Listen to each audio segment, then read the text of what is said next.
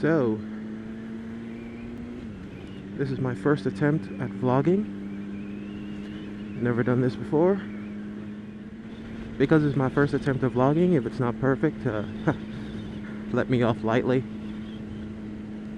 Because I'm still like trying things out, trying out the camera, etc. Probably trying out the microphone too.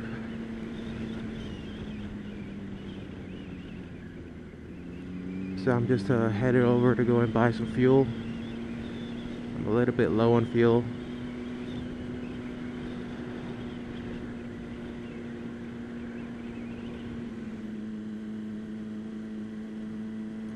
This is the first time I've been out on the bike in months.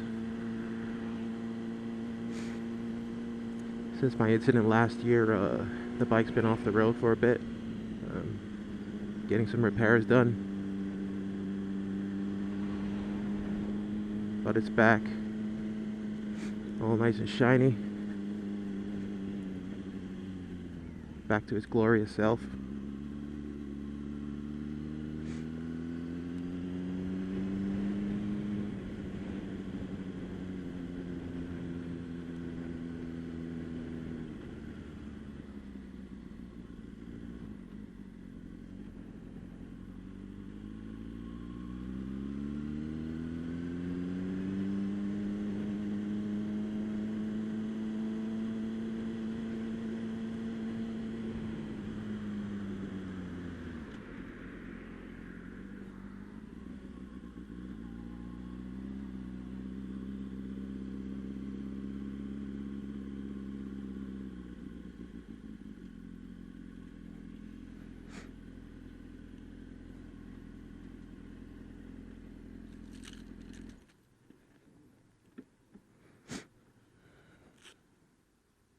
Gotta make sure I got the right fuel here.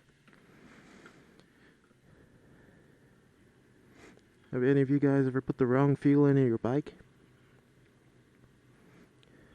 Trust me, you don't want to do that. I've never done it, but I know somebody who did. And that cost him a good ride out on a nice and sunny day.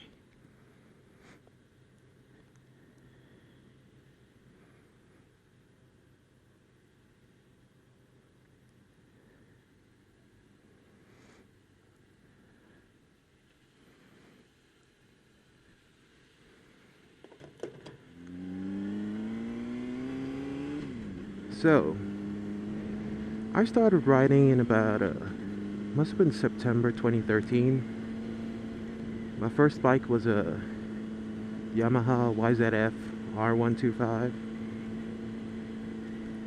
It was a great little sports bike. When I first started riding it, it did seem like it had a lot of power.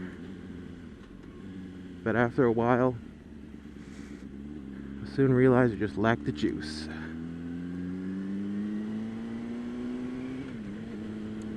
I got a lot of backlash for buying that as my first bike, because everyone was like, oh, you shouldn't be buying a sports bike as your first bike.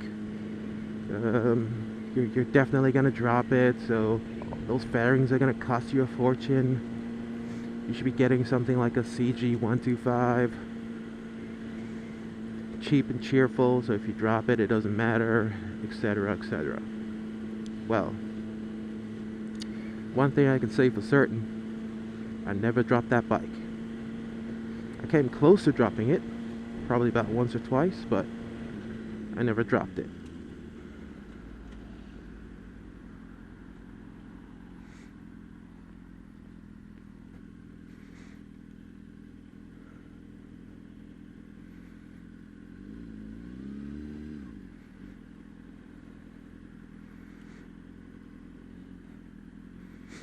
So all those people who said you shouldn't have had that bike, well, there you go.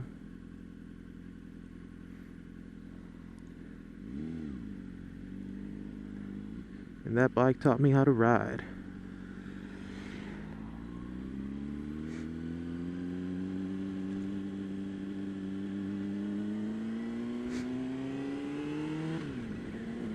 It did take me a while to kind of get used to the whole like sports bike riding position, because matter of fact, it's not a natural position, that whole sort of like lean forward thing. So during the early part of riding that bike, I used to get a lot of like ache in the wrists and stuff, because at the time I was still kind of like learning the right like seating position and all, and how to properly sit on a sports bike.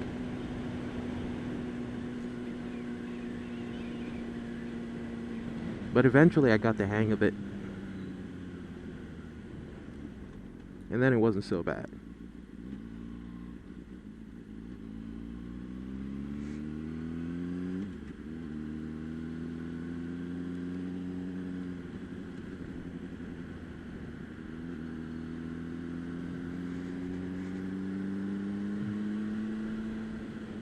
The one thing about that bike was the seating position was quite aggressive, because the clip-ons were quite low down, so you basically had to like almost tuck yourself into it, which you probably got to do with most sports bikes anyway. But there are other sports bikes which have higher clip-ons, so the seating position isn't that aggressive.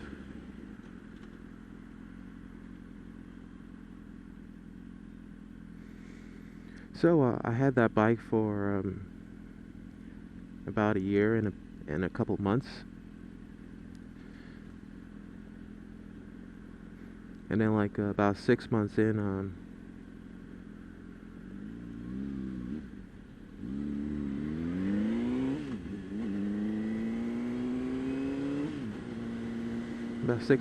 I started doing my bike test, or what I'll call the full bike test. Because here in the United Kingdom, you gotta do a little bit more before you can get onto like powerful bikes. So you sort of do like what they call a CBT, compulsory basic training, which is like a 1 day sort of like training course. Sometimes it can span over 2 days if the instructor feels you need a bit more training. But after you get that CBT, they give you a certificate, and that allows you to ride up to a 125cc bike. And that certificate lasts for 2 years. So the presumption is within those 2 years you'll take your full bike test and get your full license endorsement.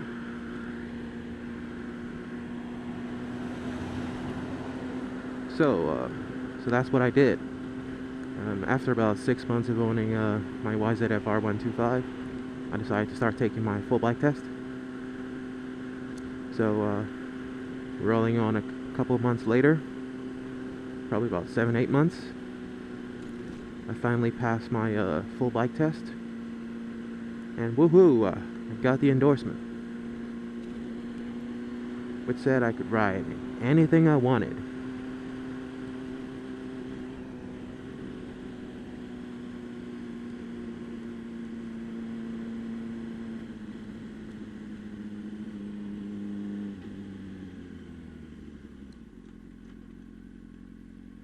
So then I got this Honda CBR 600RR.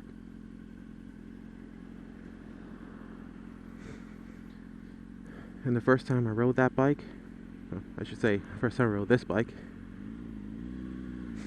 I could definitely feel the power difference. It was so different.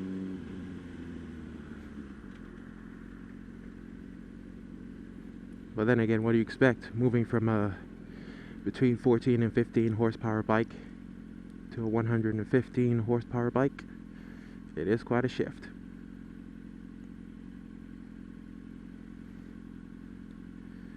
But I found the seating position on this bike, this Honda CBR 600RR, not as aggressive as the Yamaha R125, because it has slightly higher clip-ons.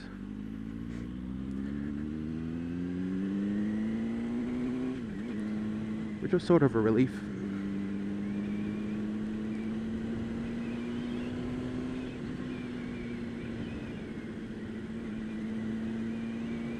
So yeah, I've had this bike since about November 2014.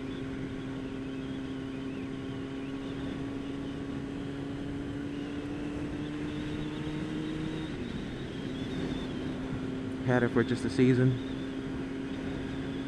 It's been not bad. It's got a nice bike. It handles well. It's got more than enough power than you'll ever need.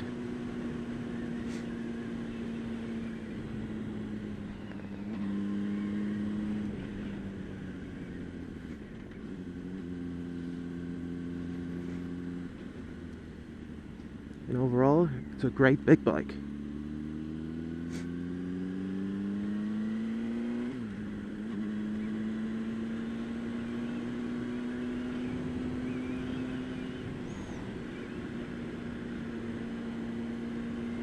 Had quite a learning experience on this bike, to be honest.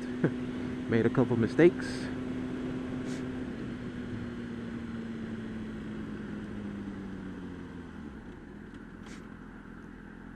Almost dropped the bike twice, but that was because of gravel on the road.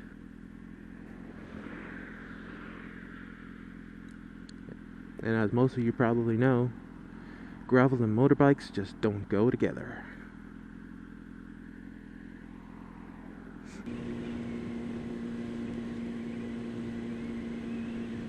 It's a little cold out here, but if you put on enough layers, you'll be absolutely fine.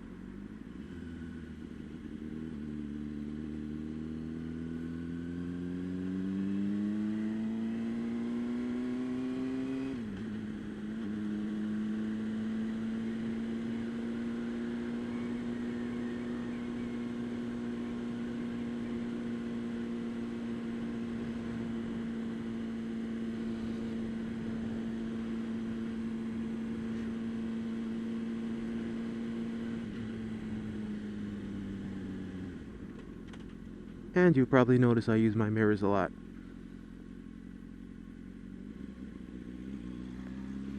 I'll just say, I like to know what's going on around me, so I can be ready for any surprises.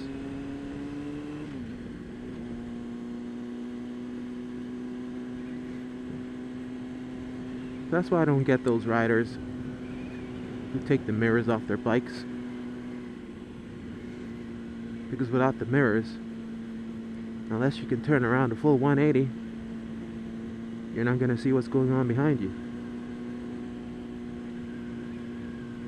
And from my perspective, that just isn't safe. And I guess one of the cardinal rules about being out here on the street is that you gotta be safe.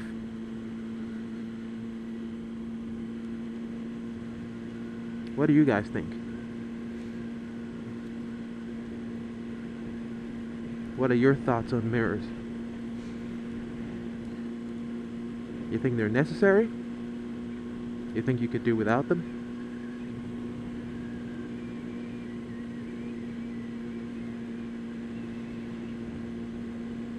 Drop a couple comments in the comment section and let's hear what your thoughts are on mirrors.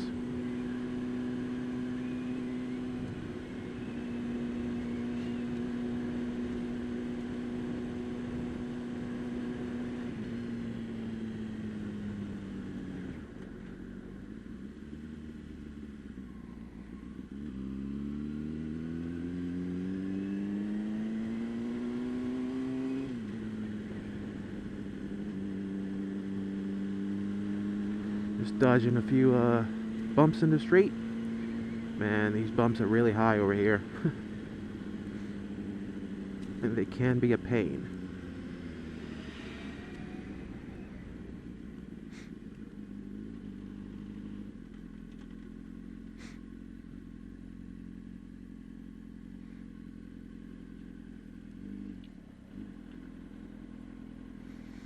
Gonna park up here.